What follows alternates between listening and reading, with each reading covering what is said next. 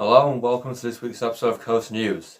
And as always, we've got some amazing news from different theme parks, rides, attractions, and events all over the world. So let's get straight into the news today. Our top story for tonight, Dollywood have officially confirmed that Lightning Rod will have its launch converted into a lift hill for next season.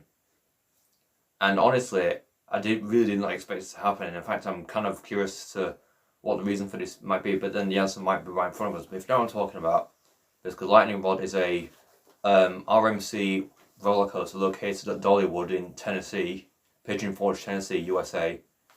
It is the only launched wooden roller coaster in the world. Has a launch that goes up to the ride's maximum height and top speed of 73 miles an hour. Obviously, since its opening, it's suffered constant breakdowns and, literally, there's been so many times the ride has closed because of the technical issues mainly to do with the launch. So obviously there's literally, it's alright with doing a roller coaster made of steel that has a launch, that's done quite a lot, but to do it on a wooden coaster, that's never been done before. And this ride opened back in 2016, suffered so many technical issues, even still to this day.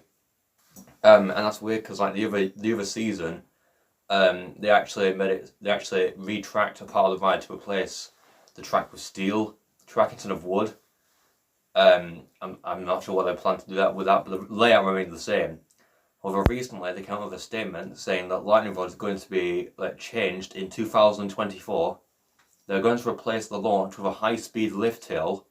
I don't know what that's going to mean, but I don't know how fast must they have to make the lift hill, because the ride's top speed was 73 miles per hour, and they say that with this new lift hill, the ride's top speed is going to remain the same. Now, it was like a launched lift hill. It things like on Maverick at Cedar Point, where it was a launch, but it was at an angle, it was going upwards. So how are they going to accomplish this with a lift hill when it was going at a certain top speed on the launch? It must be going 30 or 40 miles an hour at that lift hill or something. This is going to be a high-speed lift hill. It'd have to be a very fast lift hill in order to get up there, like I said.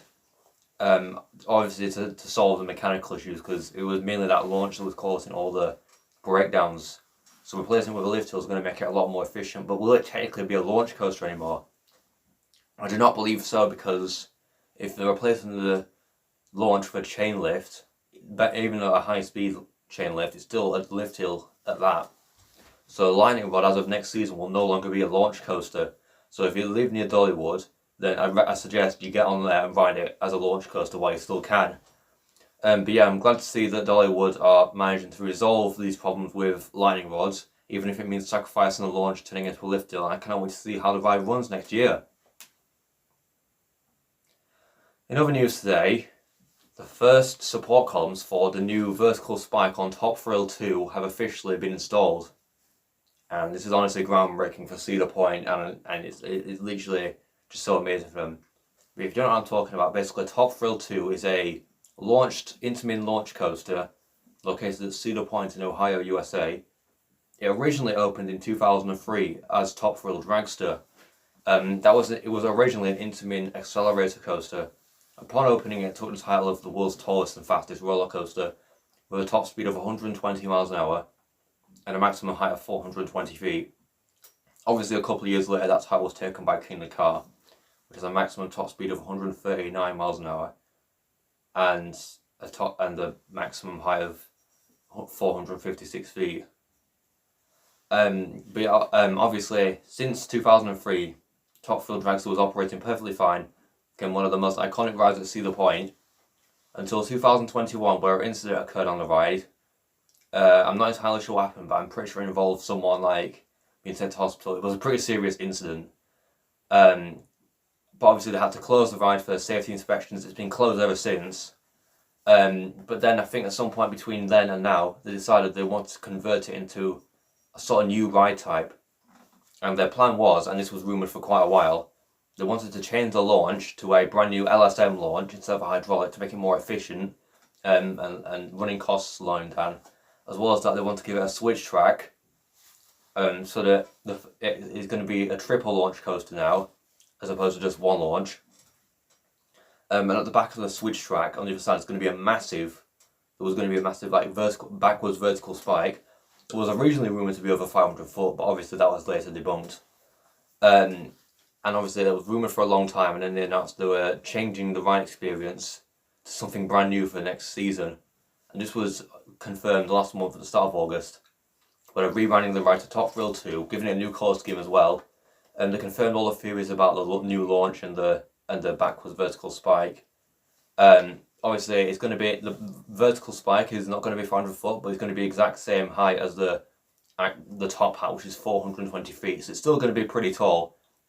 The first launch will be at, I think, around 73 miles an hour, and then it will go backwards, do a maximum speed of 100 miles an hour through the backwards vertical spike, which will also take the title of the world's tallest backwards vertical spike, and also the world's fastest triple multi-launch coaster. And it's going to go through the third launch at a top speed of 100 miles an hour, go over the top hat, back down, and complete the layout. So overall, this brand new ride looks really amazing, and I cannot wait for first riders to get on Top Thrill 2 when it opens at Cedar Point next season.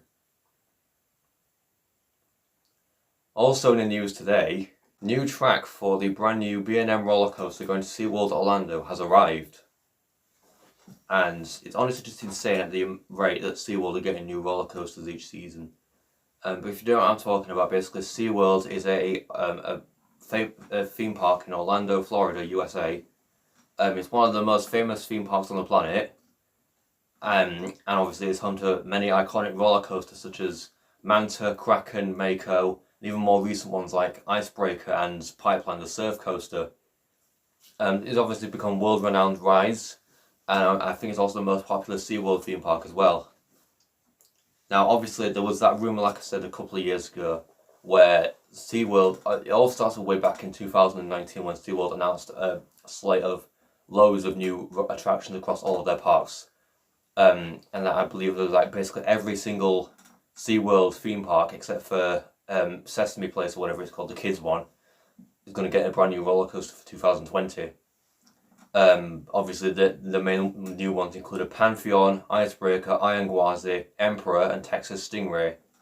Obviously Texas Stingray, which was at SeaWorld San Antonio, ended up opening in February 2020, just before lockdown. And then after that, all the other rides that were supposed to open were delayed by 2 years. They didn't end up opening until 2022. Because obviously SeaWorld Orlando got Icebreaker in 2022, so last season. And that was a Premier Rides multi-launch coaster. And it's more of a family coaster, but it became very popular with the general public and enthusiasts, obviously. It was obviously very unique with a quadruple launch roller coaster, which was very insane. But obviously, before that time, SeaWorld were rumoured to be going out of business because of like all COVID ruining the economy and things like that. But they pulled through, and they're actually just now investing every single year in new rides. Like early this year, they opened Pipeline Surf Coaster, which is a brand new B&M surf coaster, which is like a launch coaster, but you're standing up throughout the ride. First one ever, and also became very popular. That opened literally the season after Icebreaker. And now they're getting yet another brand new B&M launch coaster. I think this one going to be more of a family coaster. It's currently named Project Penguin. And recently Track has arrived for the brand new attraction. And it looks really cool, and I'm so glad that SeaWorld are able to invest in new rides every single year. Same with the other parks as well. Like, I mean, literally SeaWorld are just like absolutely killing it at the moment. They've recently opened a brand new theme park in the UAE, and that's become very popular as well. So I can't wait for this brand new roller coaster, Project Penguin, to open at SeaWorld Orlando next season. And finally in the news today, Parc Astérix have announced plans to build a brand new Starflight attraction within the same themed land as Osiris. And I'm honestly so glad that Parc Astérix are still investing in brand new attractions. But if you know what I'm talking about, basically Parc Astérix is a theme park located in France. It is one of the most popular theme parks in Europe and has been attracting visitors for many years. And obviously, they even still invest in, even though it might sound like a family park, they still invest in like big thrill coasters. Their most recent one being an intimate blitz coaster called Tutasis, which obviously many argue is still one of the best coasters, if not the best coaster in Europe. Even tied with like the new Batman Gotham Cityscape, which is also an intimate blitz coaster that opened in Park Warner Madrid at a similar sort of time. But obviously, recently they announced plans to build a brand new Starflight attraction in the Egyptian themed lands next to Osiris, If you know what Osiris is, it is a B&M inverted roller coaster that opened in 2012, and it is highly regarded as one of the best inverted roller coasters on the planet. You know, like over here in the UK, where we all say that like Nemesis is one of the best roller coasters in the world. Over in Europe, like they all say that Osiris is one of the best inverts in the world as well. And I've seen loads of videos of it online, and it just looks spectacular. Obviously, it's completely different to Nemesis because it's not like intertwined with the terrain, but it does have like loads of various different G-force heavy elements, and loads of inversions, obviously. And it's much bigger, obviously. I mean, obviously, Parc Astérix don't have a tree height limit like Alton Towers do, but it looks like a fantastic attraction. And they are expanding that themed land, which is an Egyptian theme, with a brand new Starflyer attraction. Now, if you don't know what a Starflyer attraction is, it is a type of flat ride that basically it's like a massive, imagine like a massive tower around 200 or maybe even 300 foot tall, depending on the ride, and it's got like a gondola, like a spinning like spine, like central spine thing with loads of like chairs attached to it that spins 360 degrees and it goes all the way to the top. It's like that. There's literally even one at Fantasy Island in Goldmells near Skegness. It's obviously the tallest ride in the park.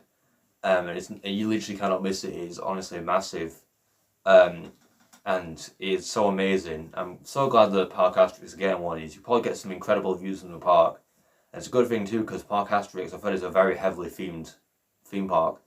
Like I said recently, when they opened Tuatis earlier this year with that whole themed land, apparently there's so much heavy theming. Not just they didn't just invest in the frills of Tuatis, but also its amazing theming. So I cannot wait to see also how well they themed this new Starflyer attraction. So I cannot wait for it to open at Parc Astérix next season. So that is it for this week's episode of Coast News. I hope you've enjoyed it, and if you did, then please make sure to like and subscribe, and comment what you'd like to see in the next video. Bye!